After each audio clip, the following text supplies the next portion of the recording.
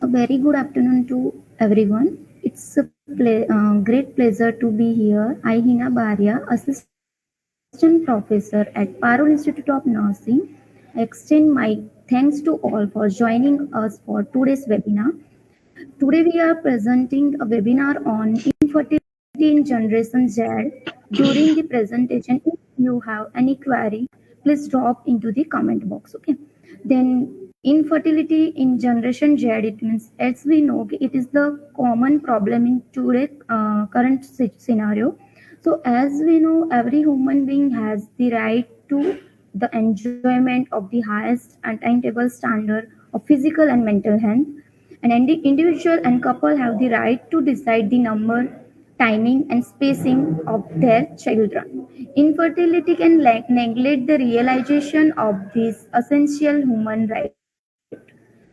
Addressing infertility is therefore the important part of realizing the right of individuals and couples to found in family.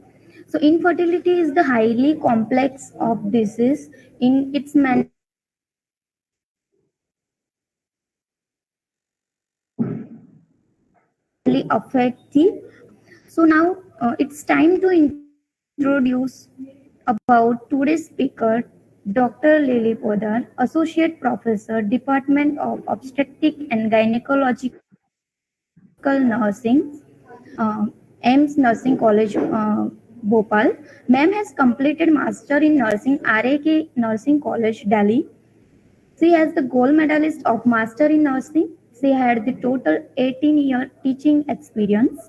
She has the many more national and international publication, and she has the paper setter, evaluator, and practical examination of various university. She has many more paper presentation and as a speaker in international and national level conference, workshops, and seminar and webinar. And ma'am has achieved various academic achievement, and madam is the editor, reviewer, board member of various journal, then member of various professional organization also. So here I request to Dr. Lily Poda ma'am to proceed the session, ma'am. Thank you, Hina.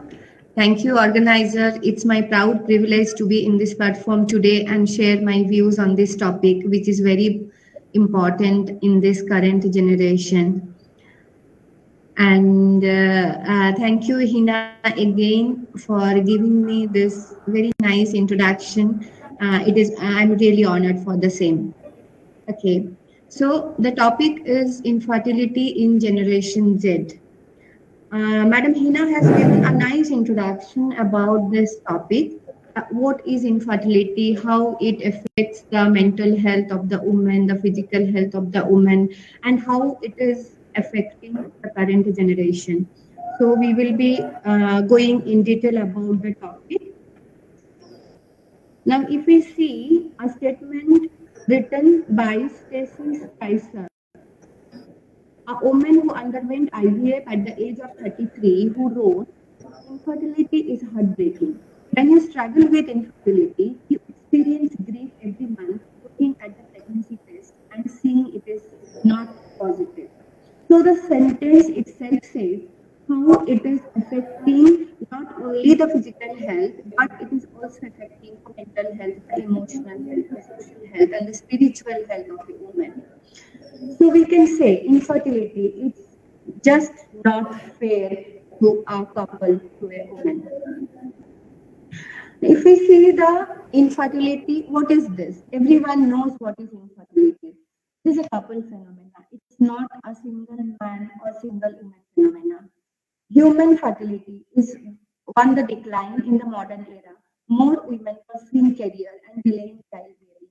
If we see our history, if we go to our own history, even if we see our grandparents and everyone, they have many more children. If we see our parents, they have limited, and if we see ourselves, we are also having limited. And then we can think of what will happen to our children, what will be their fertility, because this is, we can already understand the human fertility is on the decline in the modern era, because Nowadays, women are more educated, they are entering into the career, they are more, they wanted to be settled in their life, they want to enjoy their life, and that happens in the late marriage and the late planning for their baby or procreation.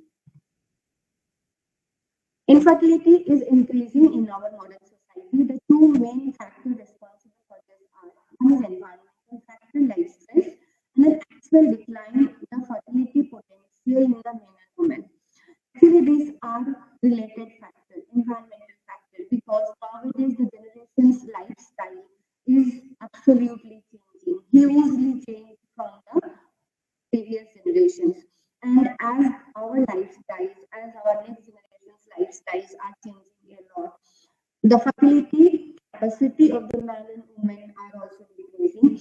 And above all, the current generation or the next generation is not wanting to have their procreation capacity be grown up, or they do not want to have their child at the right age because they want to have their settlement in their career. They want to have their life settled at that particular age. So their marriage is also late and their child bearing age is also late. Now, this is a definition of infertility which is known to everyone. That is, infertility is a disease of the reproductive system defined by the failure to achieve a clinical pregnancy after 12 months or more of regular unprotected sexual intercourse. Now, the definition of infertility is also changing nowadays. If we say, see, this is written, infertility will be called when a couple is undergoing unprotected sexual intercourse for 1 year and they are not able to achieve a clinical pregnancy. It is infertility. It is applicable when the woman is 35 or less. But if a woman then goes beyond 35 years of age, the 12 months becomes 6 months. So after 35 years of age, we can say it is a failure to achieve a clinical pregnancy after 6 months or more of regular unprotected sexual intercourse. And this definition is given by WHO.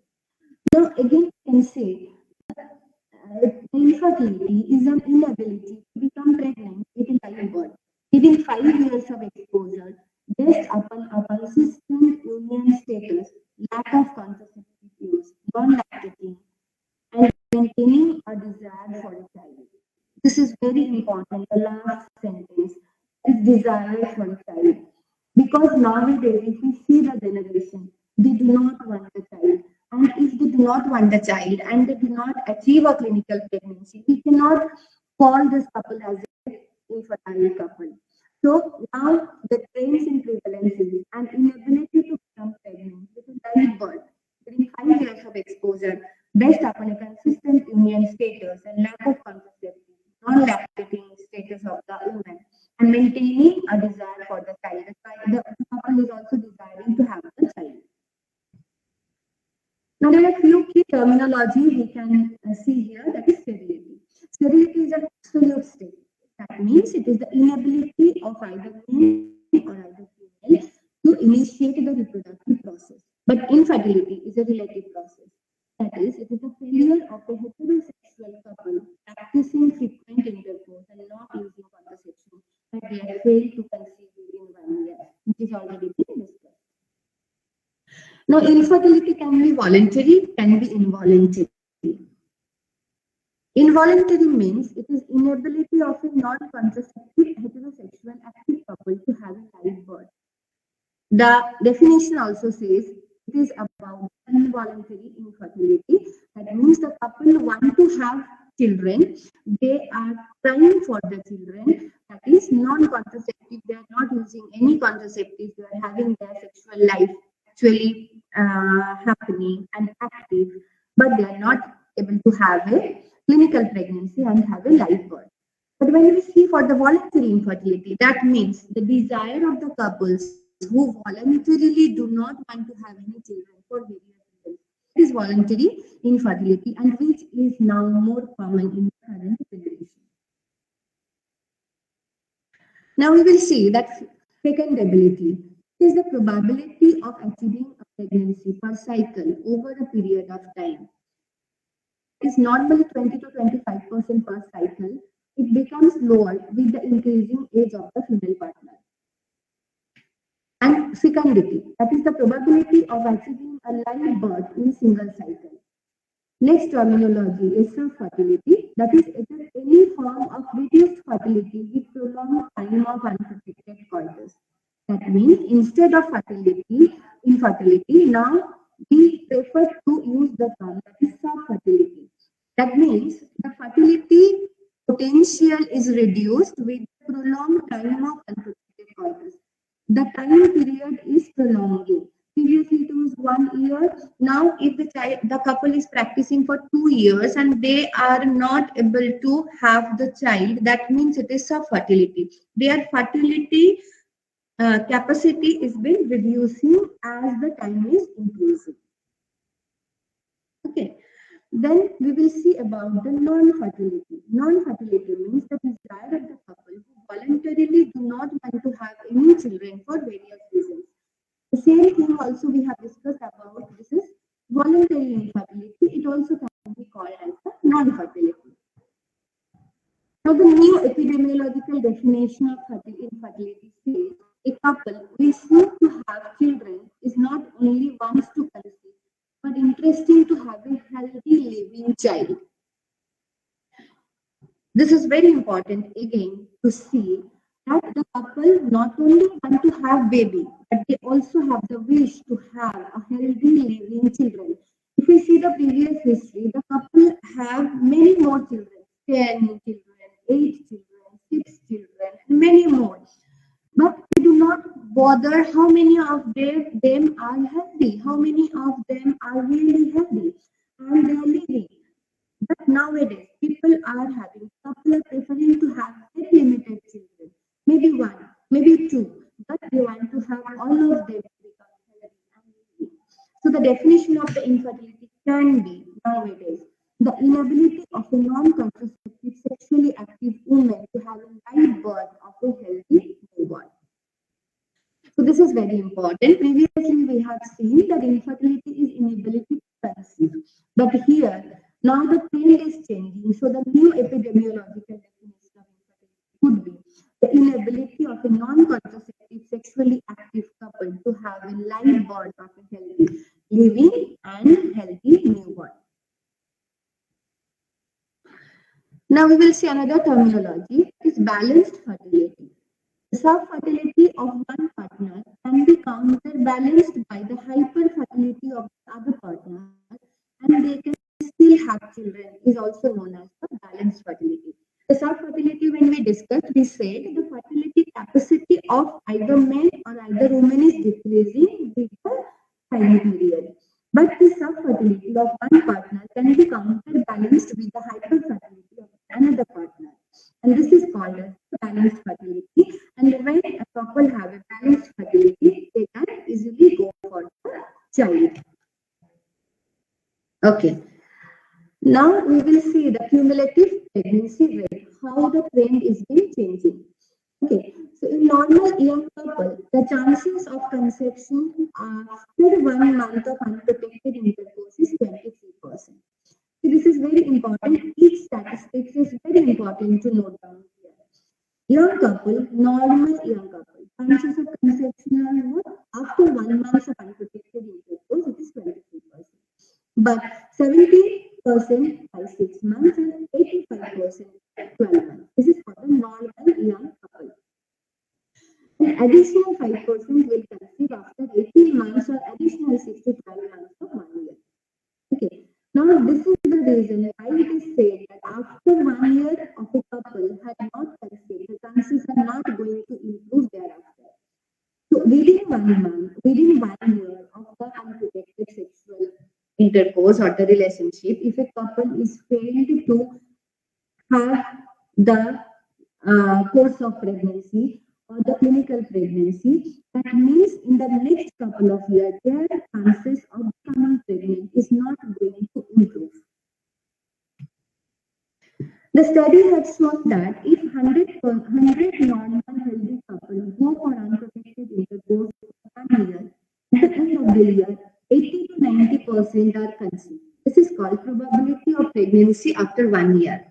And this probability depends upon the length of exposure, quantum frequency, and the age of couple.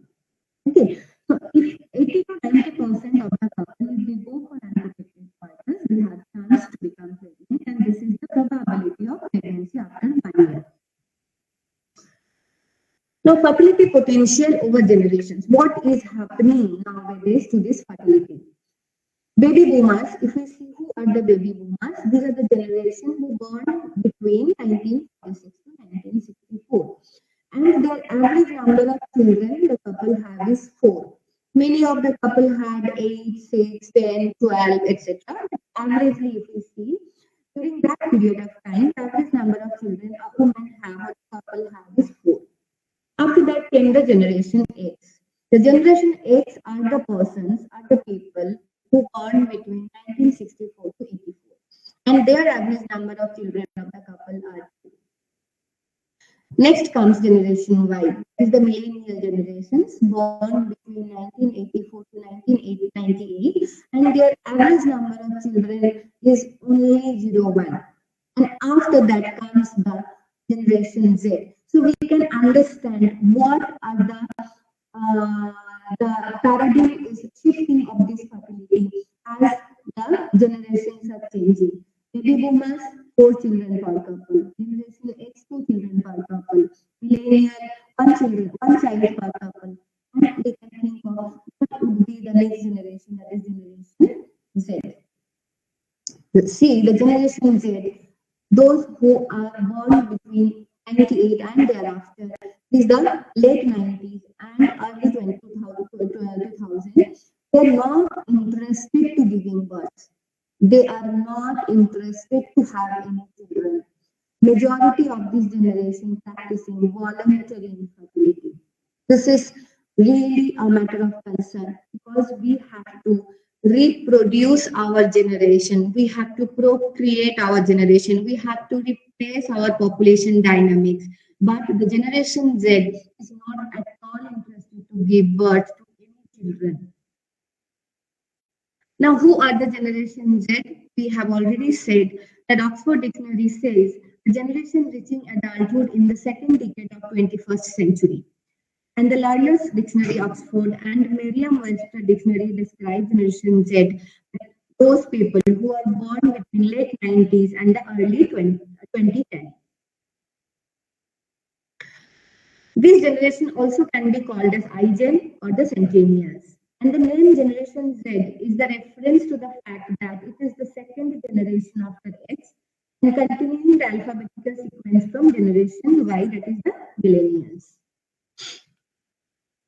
These are again some probable name or alternative name of generation Z, that is the homeland generation. If we see, this generation is mainly confined to home. If we see, you can see your WhatsApp chats and WhatsApp videos. Sometimes it comes.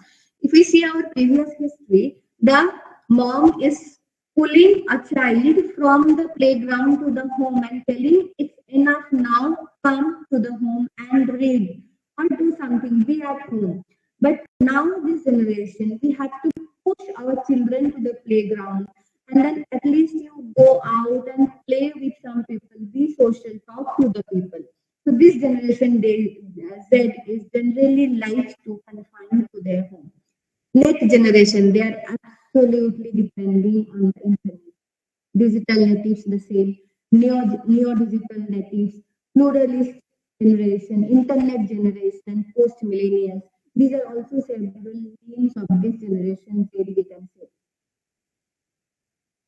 The term internet generation is in reference to the fact that this is the generation who are born after mass adoption of the internet. That is why they are being called as the internet generation or the I generation.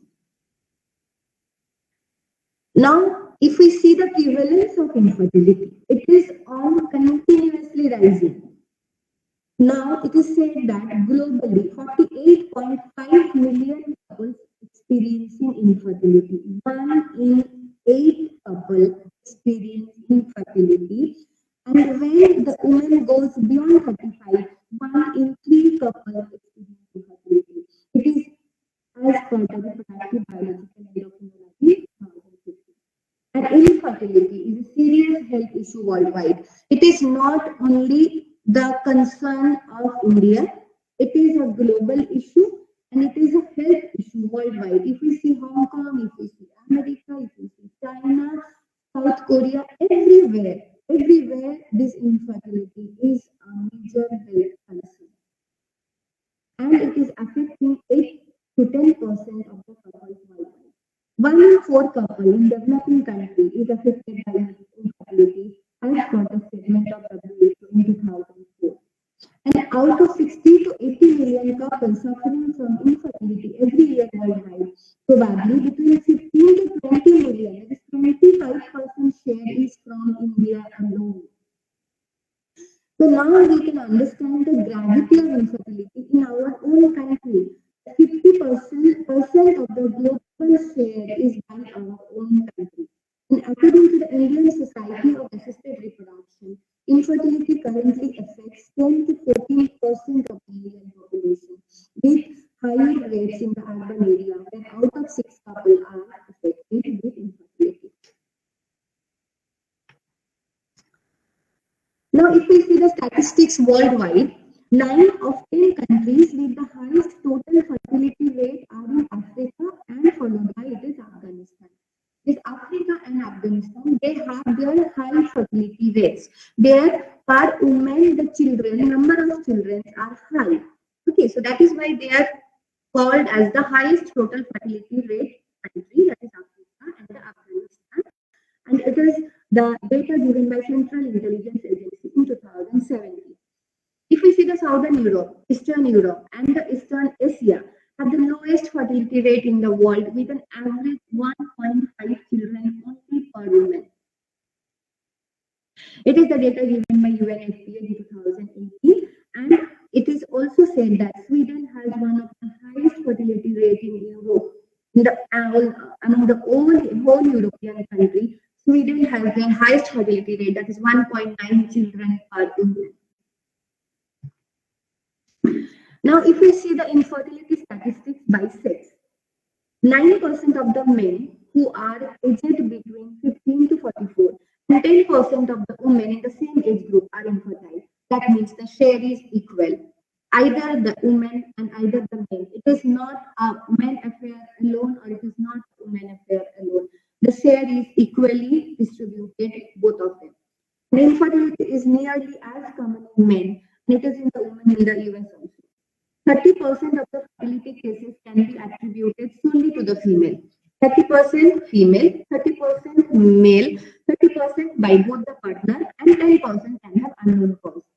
So this is the cause of infertility. There are various causes of infertility: male cause, female cause, and the common and unknown causes. So the share is like 30% contributed by the female factor, 30% contributed by the male factor, 30% contributed both factors, environmental factors, any other factors, and 10% are unknown. Now we will see the infertility statistics by age. 1 in 4 healthy women, either in the 20 or 30, will get pregnant in any single menstrual cycle. See, 1 in 4, when they are in the age group of 20 to 30, they can have it pregnant in any single menstrual cycle. But when the woman goes beyond 35 or beyond 40, the rate reduced 1 in 10. There it was 1 in 4, and as the age increases, it drastically reduces 1 in 10 healthy women in their 40s will get pregnant in any single menstrual cycle. So we can see the difference.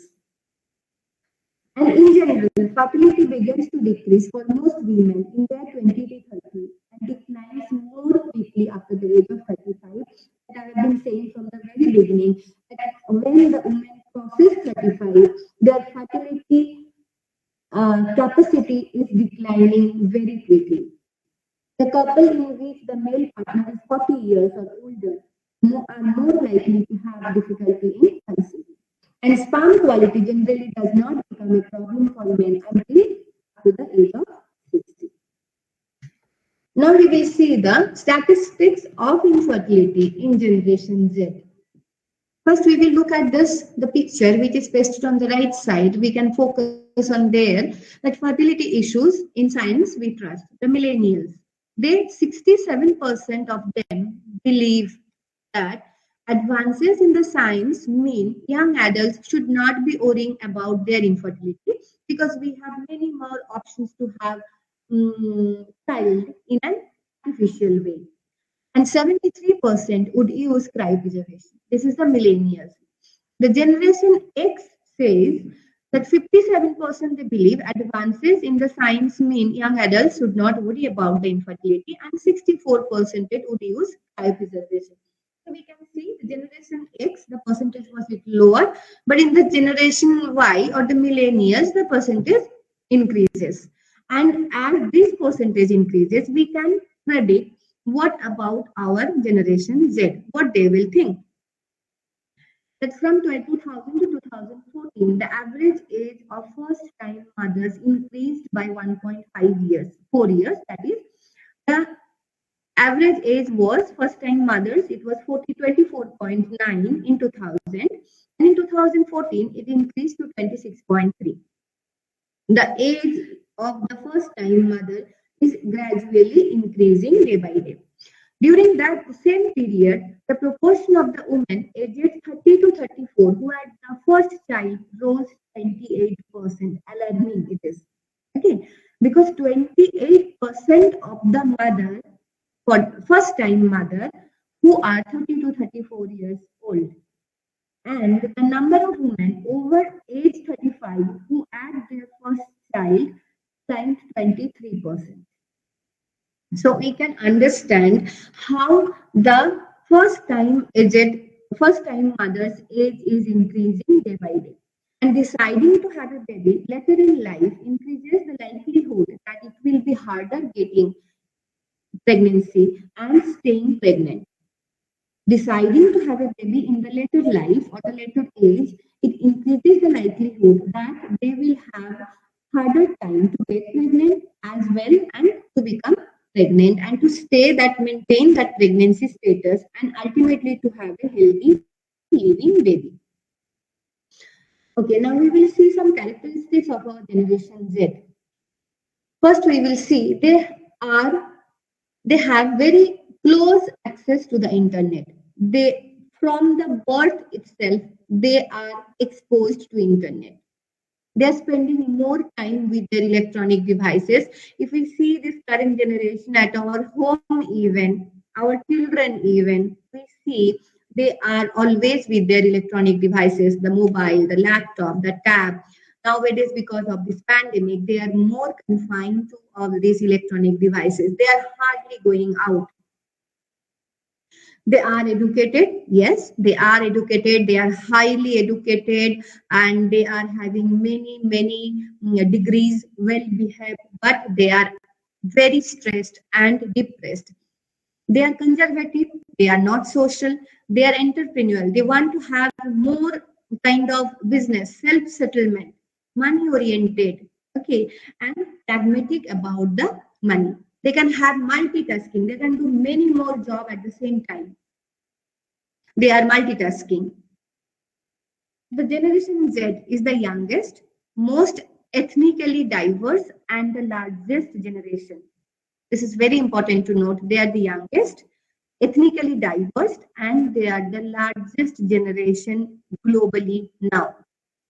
The population pyramid of India in 2016, if we see, the Generation Z will account for a quarter of the population of the Asia Pacific region by 2025. And as nowadays, we also listen many times the young generation is more in India. That means we are the highly productive country nowadays because we are having the highest population of Generation Z. Okay. And the Generation Z grew up with technology, the internet, and the social media, which sometimes cause them to be stereotyped as technologically addicted. And frankly speaking, many of our children are technologically addicted. It is very difficult make them away from their mobile. 1 minute they get time, they are confined to their mobile. And they become antisocial, or sometimes they are also called as the social justice warrior. Now here we have a difference between the millennials versus Generation Z, or millennials versus centennials, because the Generation Z is also known as the centennials. The millennials were also tech savvy, but when we see the Generation Z, they're tech innate. They are, that means they are inherited technology. They have inherited technology. The millennials see two screens at once, and the Generation Z see five screens at once. They are multitasking people. The millennials communicate with text. Nowadays, the people communicate with the images. If we see our next generation, and we can easily find out, they only use the images, the emojis. They type less, they talk less, they use the sign languages. Okay. And the millennials were curators and sharers. But now the Generation Z is creators and the collaborators. The millennials were now focused. The Generation Z is future focused. They are very, very worried about their future. They want to have their future very, very secure and settled. The millennials were optimists. The Generation Z is realist. They live in the present. And the millennials want to be discovered. And Generation Z want to work for success only.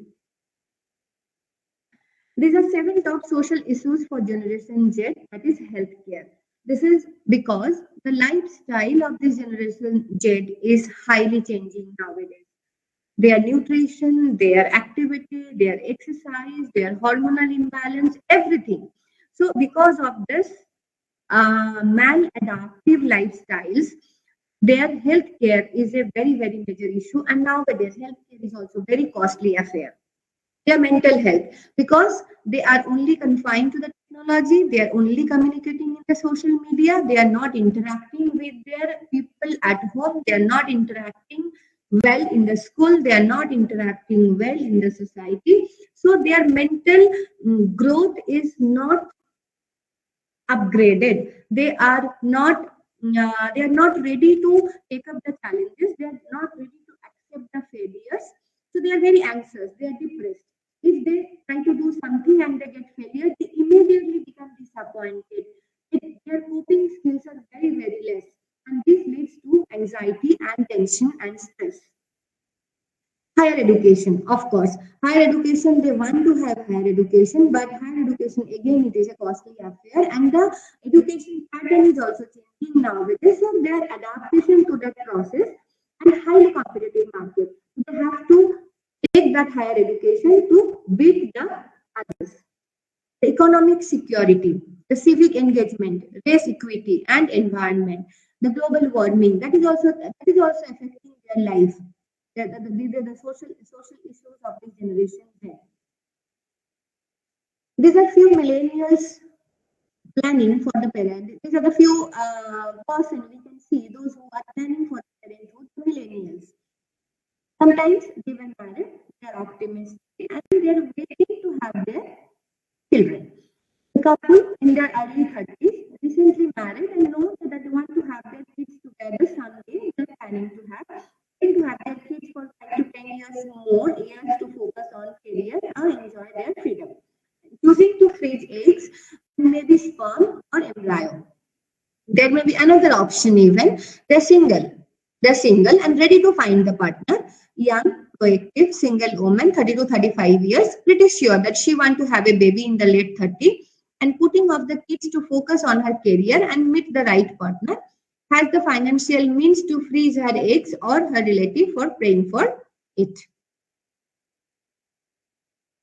Okay. Now the state of fertility, what you should know in 2017. There are huge awareness gap regarding infertility among the millennials people. A survey, you can see in the left side the picture, a Healthline survey reveals that 70% of the 18 to 34 years old think that They know the impact of women's age on fertility. But really, do they know? The reality is 40 to 50% of the women over 35 struggle with infertility. But according to this survey, we can see that 69% of millennials answered this question incorrectly. That means they are really unaware about the consequences of growing age over fertility. Okay, and in the next picture, we can see the reality is 85 to 90% of women over 40 years of age struggle with infertility.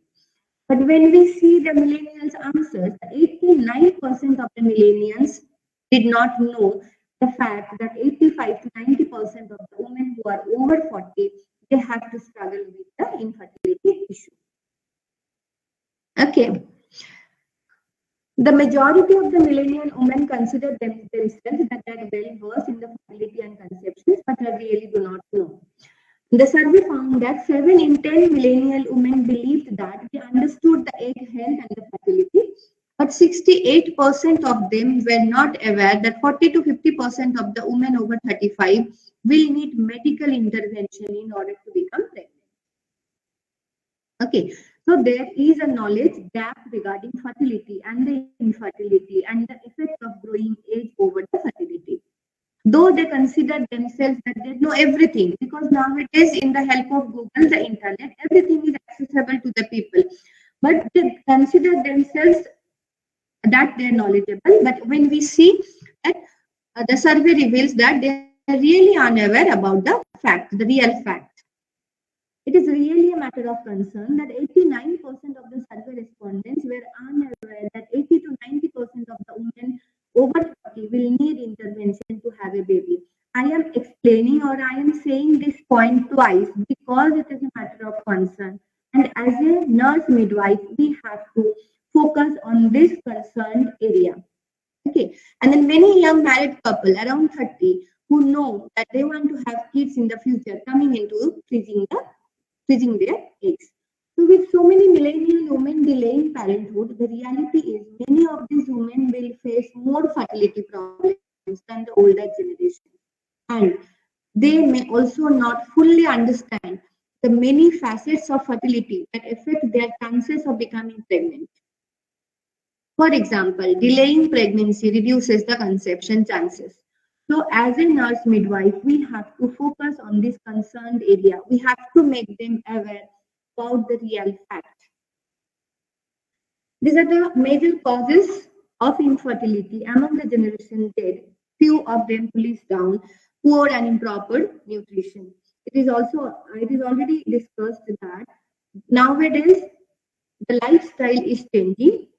The type of food the generation is taking, it is rich in fat, low in roughage, it is less nutritious, it is over junk food. So it is all poor and improper nutrition. Their body is not getting proper nutrition to make the body more functioning. Because everything, every organs, the reproductive organs to get proper nutrition because they have to function properly.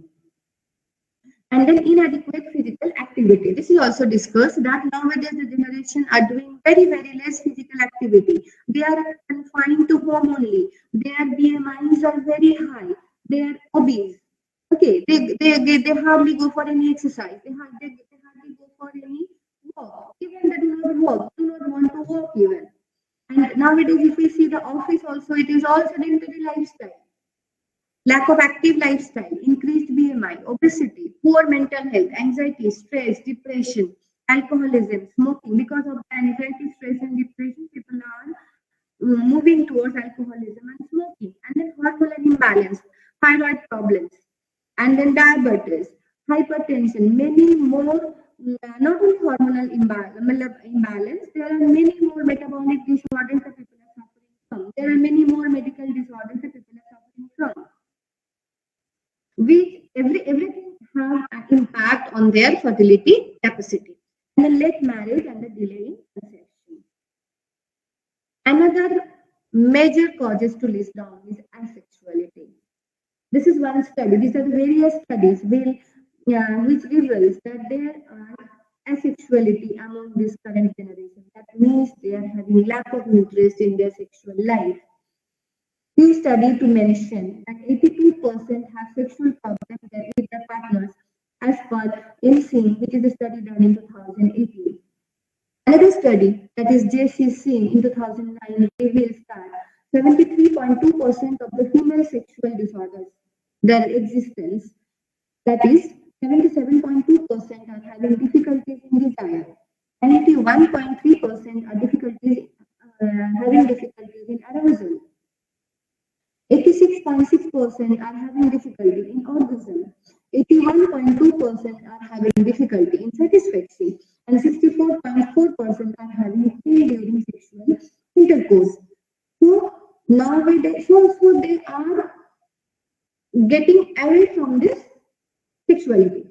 And another study, that is Thakur Desai in 2018, also reveals that existence of male sexual dysfunction is also there, and reaches 62.5%. There are many issues like erectile dysfunctioning, orgasmic dysfunctioning, and then dissatisfaction in the sexuality. Now we will see the treatment of the infertility in Generation Z. This is very important. We have IUI, we have IVF, and if we see our nowadays the statistics, the perception of the people towards infertility, towards treatment and their intervention are changing nowadays. Okay, because previously, if we see, the fertility was taboo. People were very limitedly, they're very hesitant to speak about their fertility status. But nowadays, we are open. If we see the generation, they are very openly speaking about their fertility status, the infertility. Previously, if we see, if a woman is infertile, it is a stigma to the society.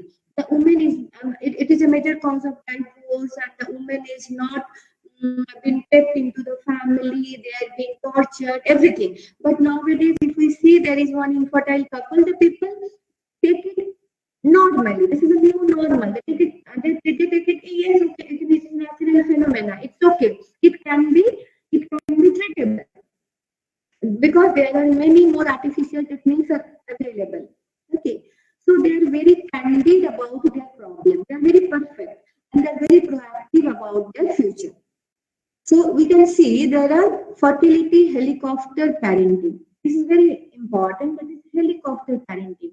What do we understand about this terminology? That is helicopter parenting. It is over parenting or intense parenting. Nowadays generation, they are getting late marriage, they are getting children late, and they are having limited children.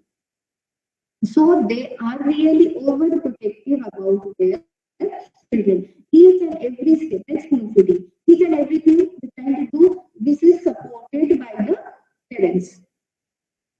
Okay, this is good to some extent, but this is not developing the children's self-esteem.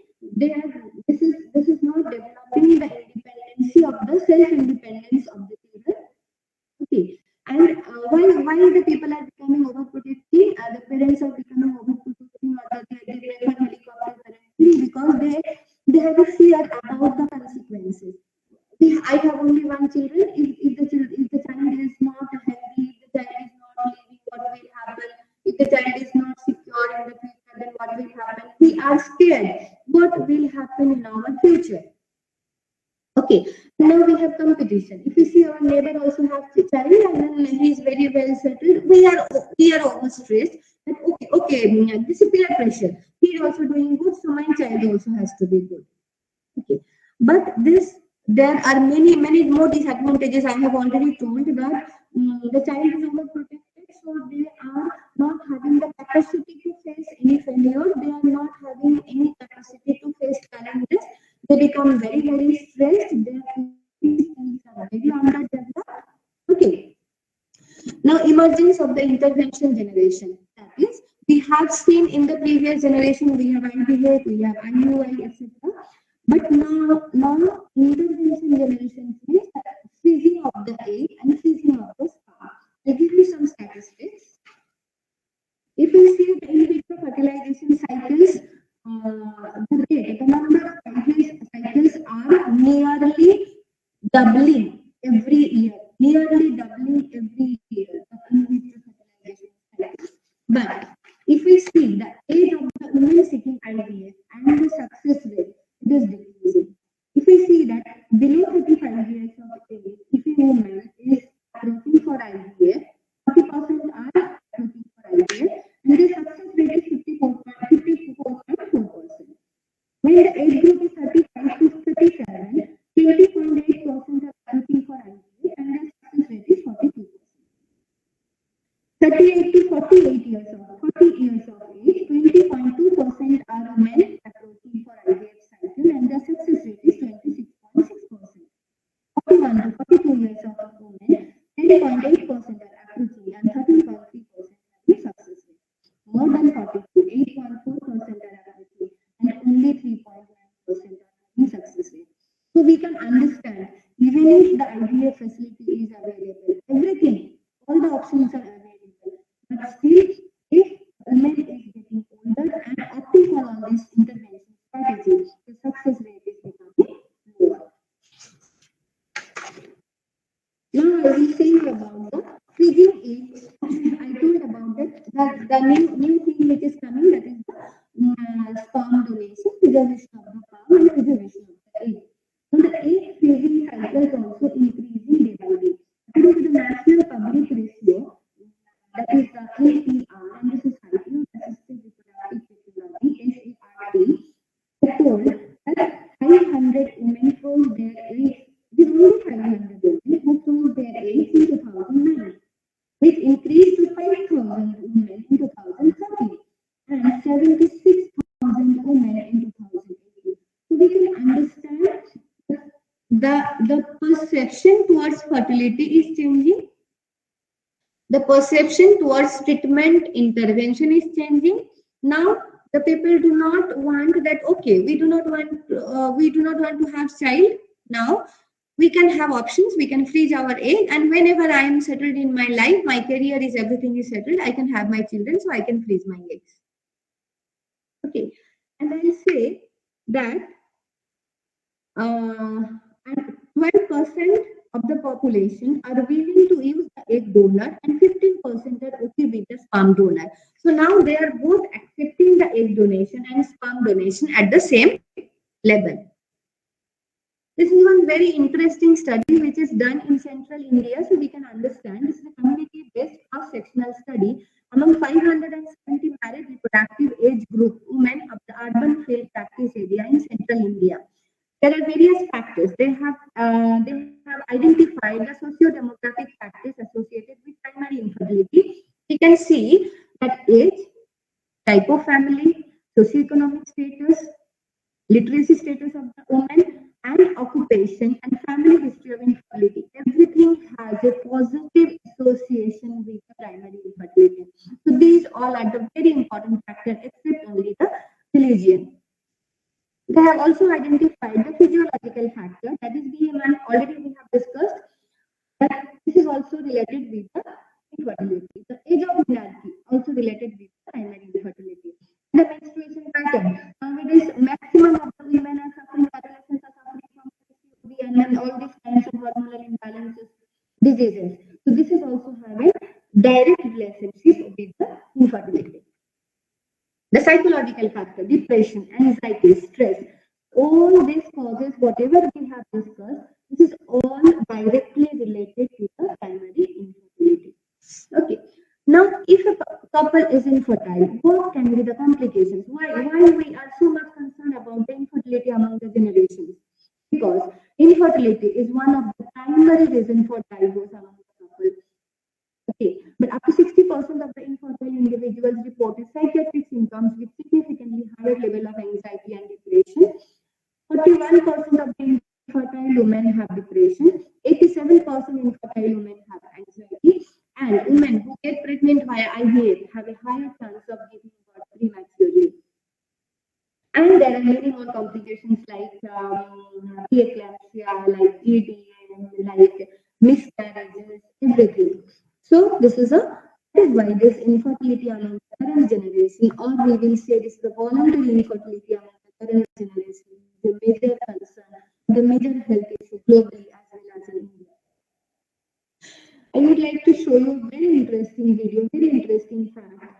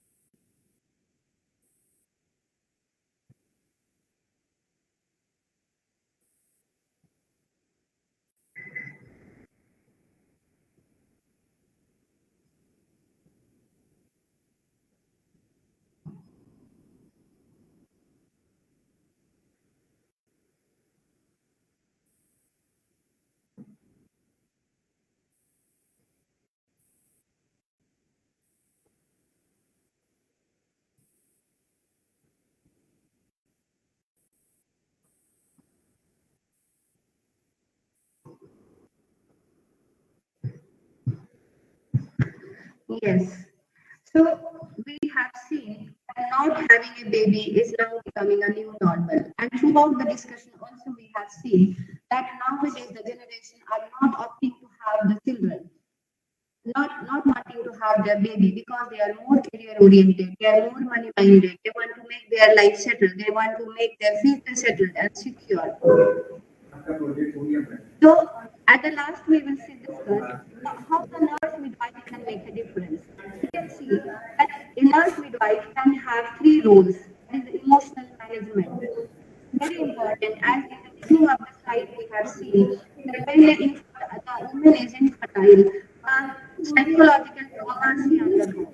And in that case, the psychological support is very, very important. The reassurance and being with the mother, being with the couple, making them understand what is the physiology, making them understand the terminology, making them understand what is going on, the technology, the medical interventions which is going on. We have to make them understand. And also we have a two directional, bi-directional role. First, we have to support with the health of the couple, and another in the performance in the AITs. Means we have to be involved in the AIT technology, whatever is going on for the infertile couple. So nurse midwife really can make a difference in the life of the infertile couple. If we see, there are many researches are going on in the nursing field. There are many nurse-led interventions, nurse-led cleaning are open up, where the counseling is being done, where the couples are being prepared for the conception, and they have been taught about their parenthood. So as a nurse midwife also, we have to make the couple ready for physically, mentally, for their parenthood, to accept the child and their later life. So the take-home message we have seen from the video and from the discussion, that though it is a major concern, infertility nowadays for the new generation, but the new normal is choice of having a baby. Not having a baby is the new normal. The generation Z, if we see, they are actually accustomed with this new normal. But still, as a nurse midwife, as a citizen, responsible citizen of this country, we have to make these people understand the importance of this fertility, and how, because we have to replace our dying generations, we have to increase our GDP, we have to have an effect on the economy, and etc. So thank you so much. And this is the last slide. These are the few references. Here I end my session, and now the session is open for discussion. If you have any query, you are welcome. Thank you so much for your patience listening, and thank you, organizers. Thank you, ma'am, for such an enthusiastic and informative session. Behalf of Parul Institute of Nursing, Parul University, now I take this opportunity to thank Dr. Lily Poddar for being the resource person for this webinar and sharing your knowledge, ma'am, valuable time with us. My heartfelt thanks to Dr. Ravindra Achen, Parul Institute of Nursing, and Mrs. Rosemary George, HOD of Medical Surgical Nursing, and all faculty members for supporting and cooperation. I extend my gratitude to the IT department of Parul University for technical support, and I thanks to my all students for participation. Thank you, ma'am. Thank you. Thank you so much. Hina, if you have any questions Yes, in the chat box, you can tell me. ma'am. I can see. I can see once you have written only, ma'am, your voice is not audible. Yes, ma'am. This all conversation is in on live of Facebook. So if it's there, it is there, but the session is already over, ma'am. It is 1 hour, so now it's only me and you Okay. only. Facebook live is over, so it's Okay. okay, ma'am. And ma'am, I'll Yeah. send the Thank you. certificate in your mail. Okay, ma'am. Thank you so much, ma'am. Yeah, thank you so much. Thank you. Thank you.